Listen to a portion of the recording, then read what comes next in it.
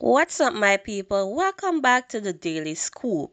Today, dancehall is eating up again, and this time, Tony Matterhorn has entered the conversation with some strong words about the Gaza fans, Vybz Kartel supporters, and who really spend money to support their favorite artists.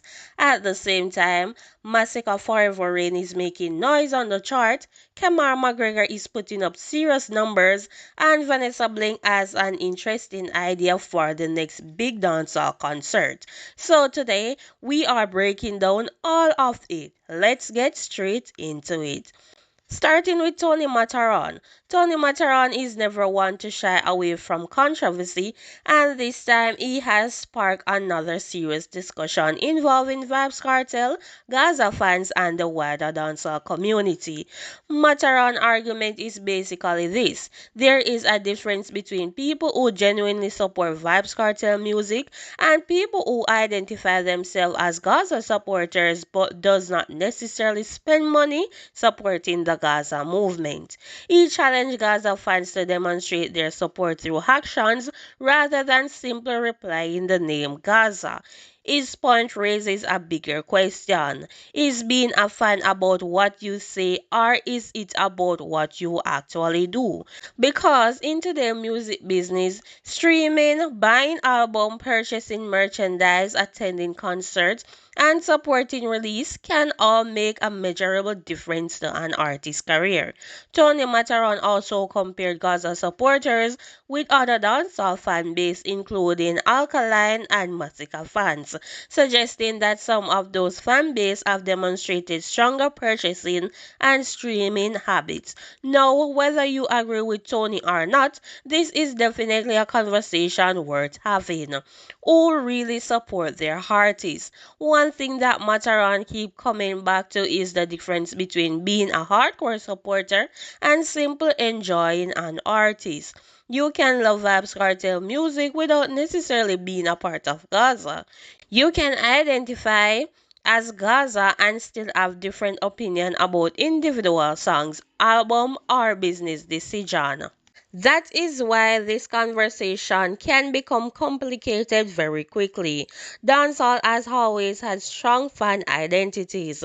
You have Gaza, Gully, Vendetta, Genocide, and supporters of numerous other artists and their movement. But when the music business is involved, loyalty is eventually measured by numbers.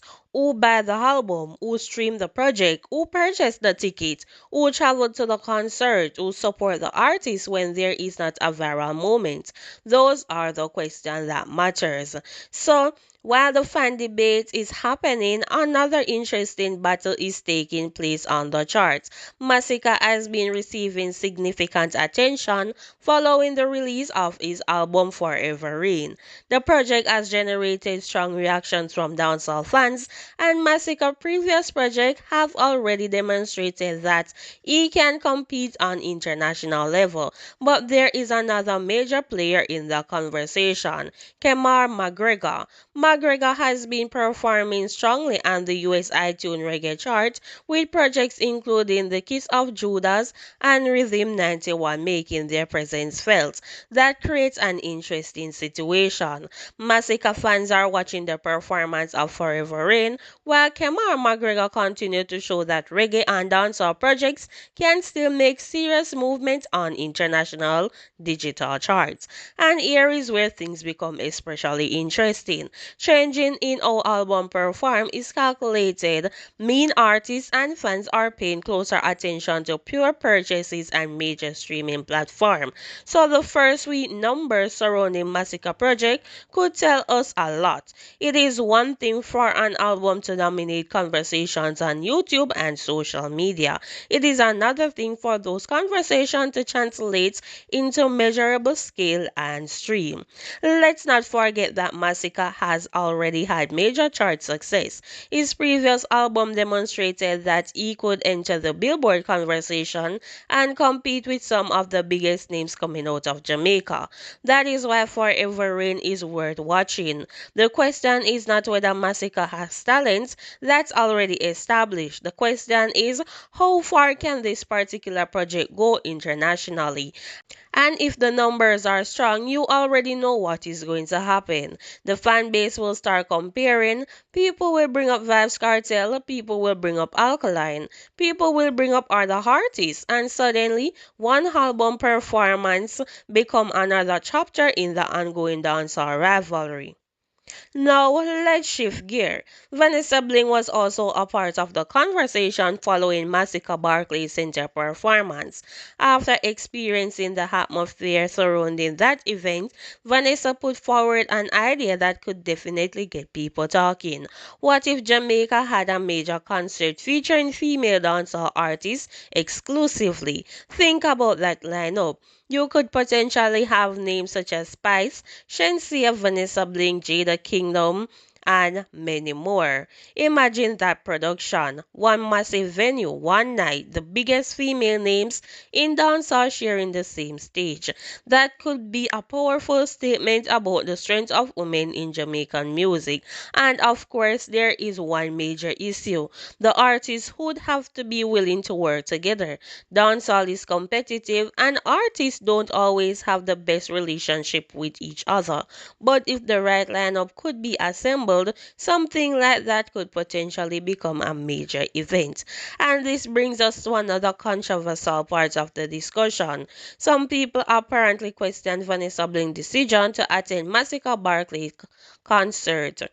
Some interpret it as a violation of dancehall loyalty because of her connection to Vybz Kartel and the Gaza movement. Personally, I think this is where fans need to separate music from unnecessary division. Attending another artist's concert does not automatically mean you have abandoned the artist you support. Artists attend other artists' shows. Musicians collaborate. Selectors play music from different camps. Fans listen to multiple artists. That's normal. If dancehall becomes so divided that people believe you can't attend another artist's concert simply because of affiliation, then the culture becomes smaller instead of bigger. And remember, there have been plenty of moments where artists from different sides of dancehall historical rivalry have crossed paths. So, should Vanessa Bing be allowed to enjoy herself at Massacre show? I don't see why not. Now, let's talk about Vybz Kartel. Since his release, the world boss has been moving differently. He has not been constantly in front of cameras giving opinions about everything happening in dancehall. Instead, his moves have been relatively calculated.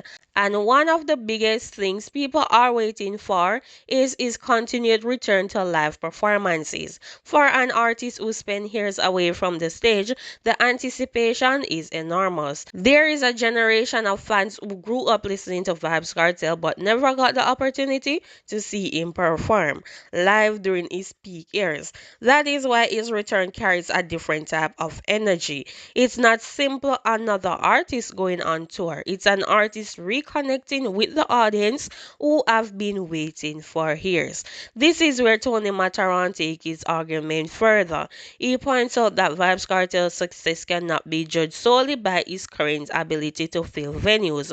According to Matterhorn, part of the reason Kartel can command so much attention today is because of the enormous catalog and history that was built over many years.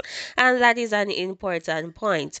Vybz Kartel didn't suddenly become Vybz Kartel. The catalog was built over time. The Gaza movement created identity. The songs became anthems, and then years away from the stage created another layer of anticipation.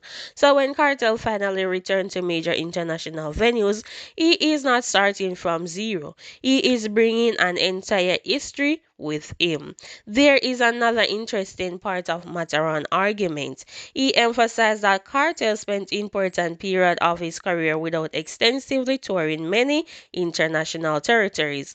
That means there are people around the world who knew the music but never experienced Kartel live. Think about that. For years, Kartel's song could dominate dancehall, radio, parties, and international playlists, while the artist himself was not physically present in many of those markets. So now that he can potentially travel and perform, there is an entirely new opportunity. The audience already exists and knew the song, and now fans can finally see the artist behind those songs. That combination can be extremely powerful.